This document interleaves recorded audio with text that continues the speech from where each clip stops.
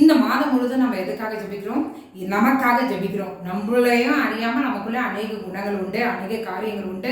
அது மாறுகிறதுக்காக கர்த்தரை நோக்கி நம்ம விண்ணப்பம் செய்து கொண்டிருக்கிறோம்.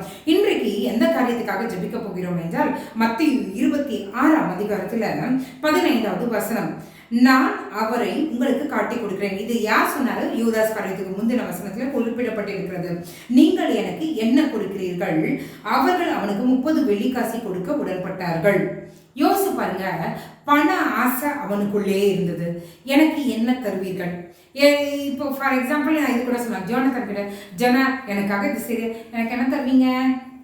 ஜனா எனக்கு இது பண்ணிடுறேன், எனக்கு பர்கர் வாங்கி தருவீங்களா? எனக்கு டோனட் வாங்கி தருவீங்களா? பாருங்க, இந்த குழந்தைங்க அதுங்க கேட்குறத நான் இப்போ யோசித்து பார்க்கறது உண்டு. இதை போலதான் நம்மளும் தான். ஏதாவது ஒரு காரியத்தை எனக்கு என்ன செய்வீங்க? ஆண்டவரே உமக்காக ஒழுங்கு செய்கிறேன், எனக்காக என்ன பண்ணுவீங்க? ஆண்டவரே எனக்கு உமக்காக நான் இந்த காரியத்தை செய்கிறேன், நீங்கள் எனக்காக என்ன பண்ணுங்க? பாருங்க, இதே யூதாஸ் தான், அவனுக்குள்ளேயே இதுதான், எனக்கு என்ன தருவீர்கள்?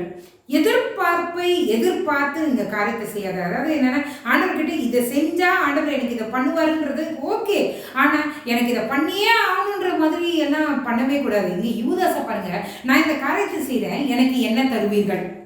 எனக்கு என்ன செய்வீங்க? கைமாறு எதிர்பார்க்காமல் நம்ம கத்தருக்காய் இருக்கணும். கைமாறு எதிர்பார்க்காமல் கத்தருக்காய் வைராக்கியமா இருக்கணும். இங்க யூதாஸை பாருங்க, அவன் ஆண்டவர் கூடவே தான் அந்த 3.5 வருஷம் இருந்தான். ஆண்டவர் கூடவே அநேக அற்புதங்களை செய்யும்போது, அடையாளங்களை பார்க்கும்போது அவனு கூட தான் இருந்தான். ஆனாலும் அவனுக்குள்ள அந்த பண ஆசை மறைந்திருந்தது. அந்த பண ஆசை அவனை எங்க கொண்டு போச்சா? யோசிச்சு பாருங்க, அவன் மனசுல நினைச்சிருப்பான், 30 வெள்ளிக்காசு நம்மளுக்கு கொடுக்குறான்னு சொல்லியிருக்காங்க, நம்ம வாங்கி கொடுத்தாலும் ஆண்டவர் என்ன பண்ணிடுவாரு? எஸ்கேப் ஆயிடுவாரு. அவர் மறைந்து போன அனுபவங்கள் உண்டே, அவர் மறைந்து போயிடுவாரு. இவங்க பிடிக்க நினைச்சாலும் அவரால பிடிக்க முடியாதுன்னு நினைச்சான். அந்த 30 வெள்ளிக்காசை வாங்கி அவனுக்கு பிரயோஜனமா இருந்ததுங்களா? இல்லவே இல்லை.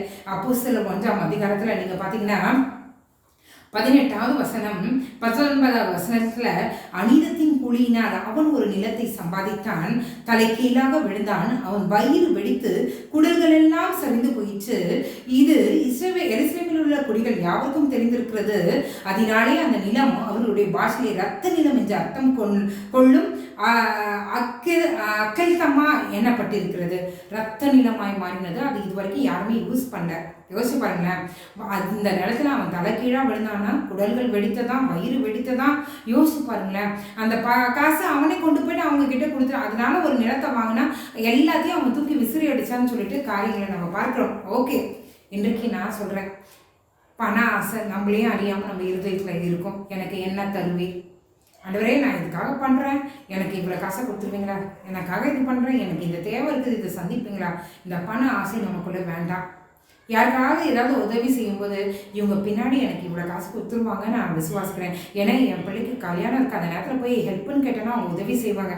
இப்படி ஏதாவது ஒரு ஒரு உள்கூத்தோடு நம்ம ஏதாவது காரியங்களை செஞ்சுட்டுக்கோமா, இன்னைக்கு மாறிடுவோமே. அந்த பண ஆசை நமக்கு வேணாம். யூதாஸ் அவனையும் அறியாமல் அவனுக்குள்ள இருந்த பண ஆசை ஒரு நேரத்தில் அது விஸ்வரூபம் எடுத்து கத்தரை விட்டு பின்வாங்கி அவனுடைய உயிரையும் மாய்க்கிற நிலைமைக்கு அதை அவன் கொண்டு போனான். சாபமான ஒரு காரியத்தை செய்தான். கத்தர் நேசரை காட்டி கொடுக்குற அன்றே ஒரு கள்ளனாய் அவன் மாறினானே. இந்த காரியம் நமக்கு வேண்டாமே. இந்த பண ஆசை நம்ம எங்கே கொண்டு போய் சேர்க்கிறது? கத்தரையும் நம்மையும் விட்டு அதை பிரிச்சிருங்க. பண ஆசை வேணாங்க. பணத்தை சேர்த்து வைக்கிறதுனால என்ன வரப்போகுது? அவன் எல்லாவற்றையும் சேர்த்தான், எல்லாத்த கூட வாங்கினான், ஆனால் அவன் அனுபவிக்க முடியலையே. வேணாங்க. ஓடி ஓடி போய் பண ஆசையோட எல்லாத்தையும் சேர்த்து வச்சு நீங்கள் அனுபவிக்காமல் அதுக்கப்புறம் எதுக்குங்க? வேண்டாங்க. எதையும் எதிர்பார்த்து பண ஆசையோட எந்த காரியங்களும் செய்யாதீங்க. இன்னைக்கு நம்ம மாற்றிக்கொள்ளலாமா? யூதாஸ் பண ஆசை அவனையும் அறியாமல் அவனுக்குள்ள இருந்தது. ஒரு நேரம் அது மேலோங்கியது. நம்மளையும் அறியாமல் பண ஆசை, எனக்கெல்லாம் பண ஆசை இல்லைன்னு நீங்க சொல்வீங்க, நம்மளையும் அறியாமல் அது இருக்கும். இன்னைக்கு நம்ம மாற்றிக்கொள்ளலாம். சும்மா நம்ம எங்களை நேசிக்கிற நல்ல பரமபிதாவே, எங்களையும் அறியாமல் எங்களுக்குள் இருக்கிற இந்த பண ஆசை மாறுவதாக. அன்று உண்மையில உண்மையான ஒரு ஆசை கொண்டிருக்கிற மக்களை நாங்கள் இருக்கணும். தன்னலமற்றவர்களாக நாங்கள் நடந்து கொள்ளணும். எதையோ ஆண்டவரே உள்நோக்கத்தோடு எந்த காரியத்தையும் நாங்கள் செய்யாதபடிக்கு, ஆண்டவரே இவங்க எனக்கு இதை செஞ்சால் அவங்க அதை செய்வாங்கன்னு சொல்லிட்டு எதிர்பார்ப்புகளோடு நாங்கள் எந்த காரியத்தையும் செய்யாதபடிக்கு எங்களை நீங்கள் மாற்றுங்க. எங்களுடைய இருதயத்தின் ஆண்டவரே அந்த வேர் ஆண்டவரே அந்த பண ஆசையின் வேர் ஆண்டவரே வேரோடு பிடுங்கப்படுவதாக எங்களை நீங்கள் மாற்றுங்க. எங்கள் சுபாவம் மாற்றப்படுவதாக. நீர் விரும்புகிற பாத்திரமாய் தன்னலமற்றவர்களாய் ஆண்டவரே உமக்காய் எழும்பி இருக்கிற உண்மையான ஊழியக்காரர்களாய், உண்மையான பிள்ளைகளாய், உண்மையான குடும்பத்தாராய் நாங்கள் இருக்க எங்களுக்கு உதவி செய்யுங்க.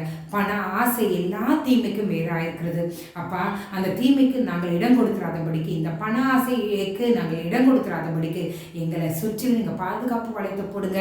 நாங்கள் எப்பொழுதும் உமக்கு முன்பாக ஆண்டவரே கரைதிரையற்றவர்களான இருக்க உதவி செய்யுங்க அப்பா. இந்த இரவுல தூக்கம் இல்லாமல் கஷ்டப்படுகிறவர்களுக்கு நல்ல ஒருக்கத்தை தாங்க. காலை எழுந்து உங்க நாமத்தை மகிமைப்படுத்த கிருபை செய்யுங்க. இந்த பண ஆசையினால ஆண்டவரே நிறைய பேருக்கு ஆசீர்வாதத்தை கொடுத்தீங்க. ஆண்டவர் உங்களோட பேசிட்டு இருக்கார். சகோதரரே சகோதரிகளே, ஆண்டவர் உங்களுக்கு ஆசீர்வாதத்தை கொடுத்திருக்கிறார். ஆனா இந்த பண ஆசையினால நீங்க இழந்து இப்பொழுது ஒன்றுமில்லாமல் இருக்கிறீங்க. இந்த நேரத்துல ஆண்டவர் இடத்துல ஒப்பு கொடுங்க. கர்த்தர் பெரிய காரியங்களை உங்களுடைய வாழ்க்கையில செய்வார். இழந்ததை திருப்பி கொடுப்பார். ஆண்டவரே எல்லா சுமைகளும் படிக்கிறேன். இயேசுவின் மூலம் ஜெபம் நல்ல பரமபிதாவே. ஆமென், ஆமென், ஆமென். God bless you.